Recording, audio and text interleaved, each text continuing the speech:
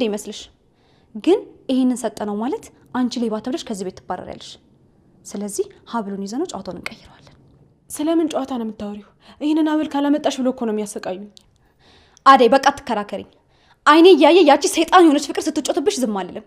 ቆይ ምን አይነት ሴራ እየጠነሰሰችብሽ እንደሆነ አይታይሽም እንዴ አንቺ? ምንድነው የምትጨቃጨው? ምንም አይደለም ይላዬ።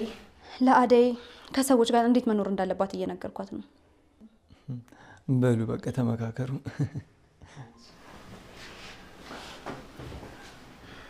እንደነገርኩሽ ነው።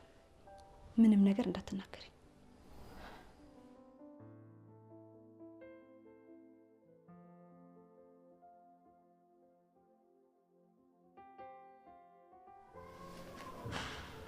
ሊዱ ተነሽ። ለምን እንደምነሳው? ሀብሉ ያለው ለምለም ጋር ነው። አደይና ለምለም እየተጫወቱብን ነው። የምርሽ ነው? እና ለምን ሄደን አንቀበላቸውም?